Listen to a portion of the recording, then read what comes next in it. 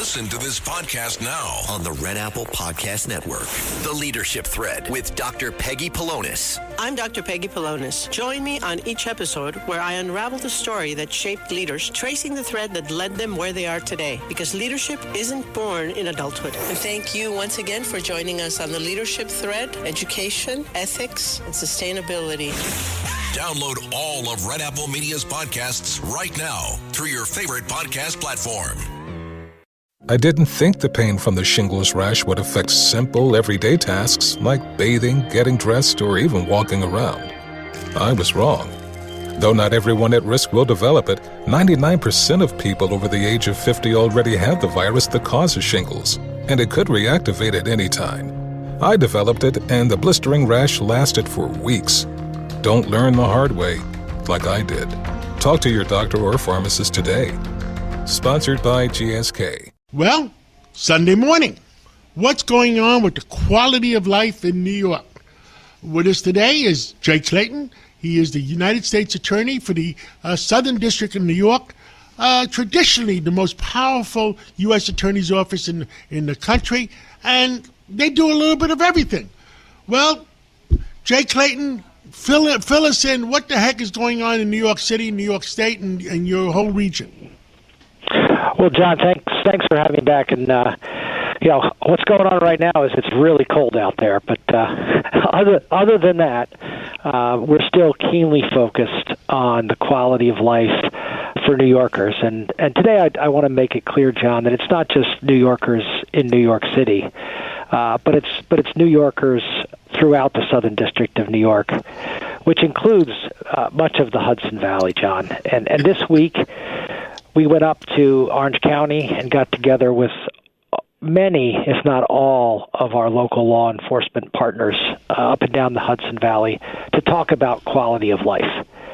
And unfortunately, John, the problems that we have with gangs in New York City, are not limited to New York City. There are gangs operating in the counties and the cities up and down the Hudson River. And I realize that we need to devote resources there to the same extent we do in New York. It's all one community, and to the extent that there are sophisticated, violent gangs anywhere up and down the Hudson River Valley, that needs our attention. Understood. Now, they're pretty transient. I mean, does that mean you're working closer together? Because with New Jersey and the Eastern District, Long Island, and the Northern District, Albany and above, all you guys have to work together between the U.S. Attorney's Office. That is so right, John, because criminals do not respect geographic boundaries. We are aware and we are tracking violent, organized gangs and crews that operate across New Jersey, New York, whether it's the Eastern District, the Southern District, the Northern District of New York, or New Jersey. And it's very important to be working across those jurisdictions with our federal law enforcement partners, but also with our state and local law enforcement partners. And John, I can't do these discussions without continuing to emphasize the work of the New York Police Department. The New York City Police Department just continues to impress me with their professionalism and their dedication to quality of life. Now, there was a lot of concern that the current mayor, who we're all giving a chance to, we hope he succeeds in doing a good job, that he may give orders to the police department because he is the boss of the police department. John, let me jump in there. Let me be clear, and I want New Yorkers to know this.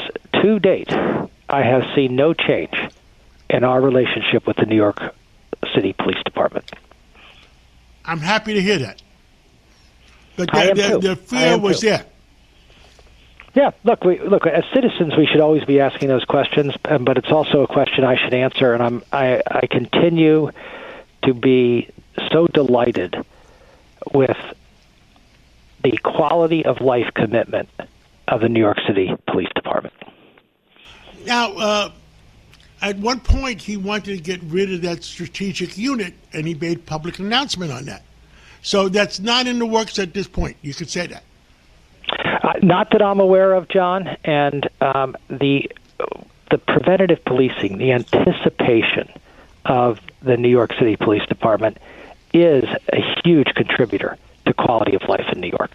Getting ahead of the criminals, thinking strategically, that's what modern... And let me say, John, that is safer for everybody. That is safer for everybody. Understood. Now, I'm going to give you the big picture.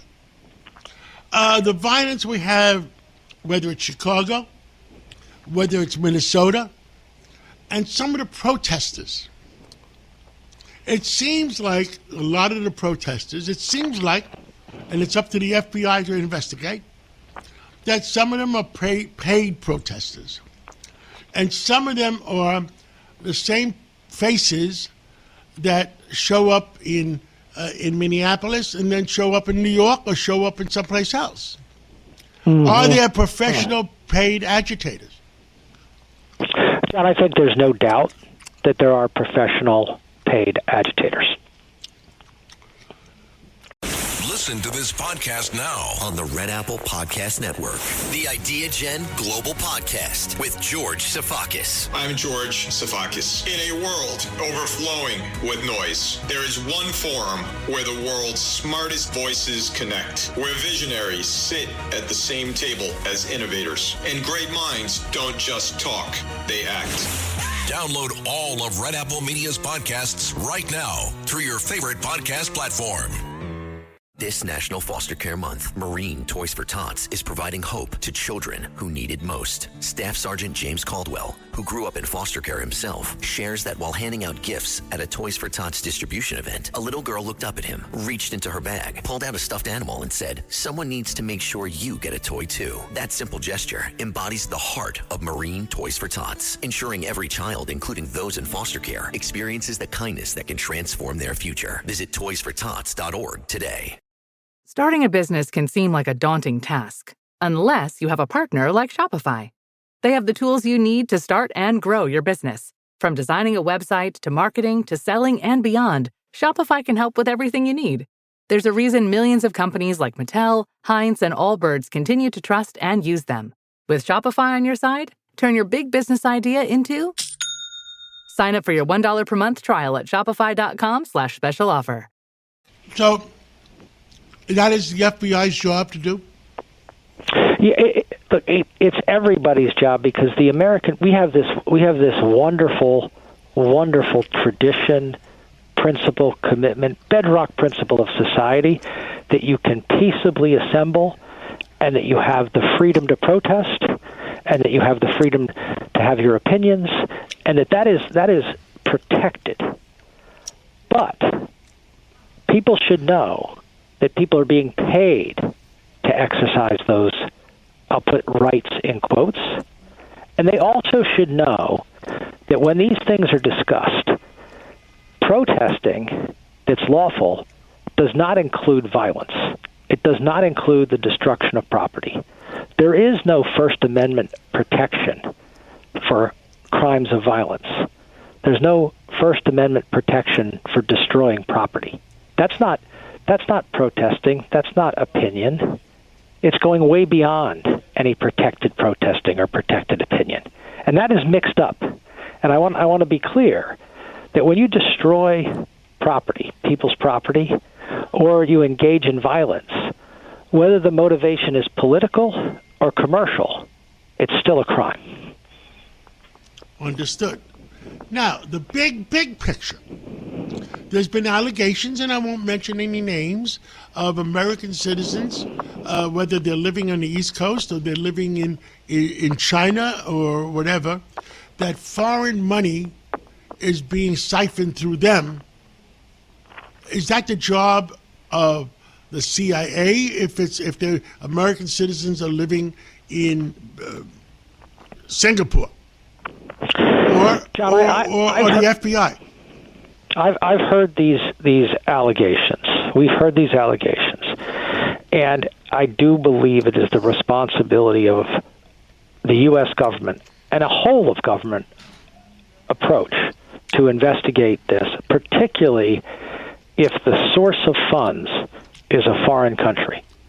If what is happening is a foreign adversary is funding discontent in the U.S., that's a problem, and it's a problem that we should have a whole of federal government approach to combating.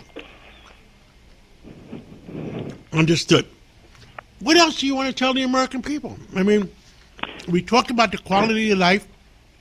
You have to interact with New Jersey. You have to interact with northern New York State and Long Island.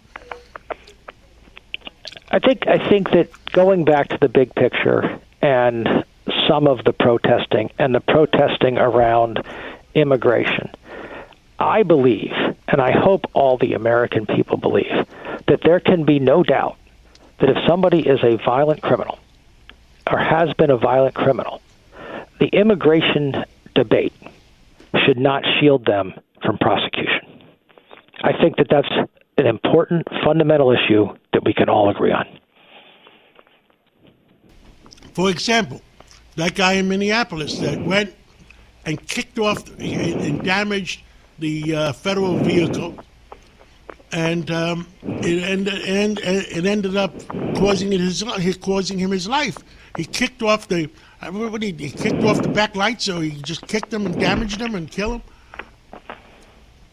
Yep, John, I'm not going to speak about specific instances, but it is absolutely clear that your political opinion is not a shield if you commit violence, if you destroy property. And I think we can all agree on that. And your immigration status is not a shield if you're a violent criminal. Those are things that I think every American knows, because if it were that way, we wouldn't have the First Amendment like we do. I mean, you have to draw that line on violence and on destruction of property because it frees the rest of us up to share our opinions. That's so important. Understood. Anything else you want to tell the American people on a Sunday morning? Well, I think the president made his pick, and look, we should note that the president cares about the quality of life in New York. I think it's really important to remind New Yorkers of that, and he's very supportive of the efforts that we've made to get gun-toting criminals off the streets of New York. But I was happy to see that he made a selection for the Federal Reserve. So now we know who that is, and we can move on. And it's always good for markets when you take a question and you answer it. So I was very happy to see that he's made his selection, and I'm very supportive of the selection that he made in Kevin Warsh. Well, thank you so much, Jay Clayton, United States Attorney for the Southern District of New York. Thank you again for coming on, and thank you for everything you do to improve the quality of life of all our citizens in this part of the world. Thank you so much. Thank you, John. Stay warm. Every week, the Payne family cuts straight to the real financial story. The one question, Bob, everyone's asking is, are we in an artificial intelligence bubble? You've been through boom and bust. What do you think? No hype, no myths. Just what actually matters to your money. Does feel very similar to what we experienced in the 90s. Where are we, though? Are we in 1995, 1997, 1999? Listen to the Pain Points of Wealth on the Red Apple Podcast Network.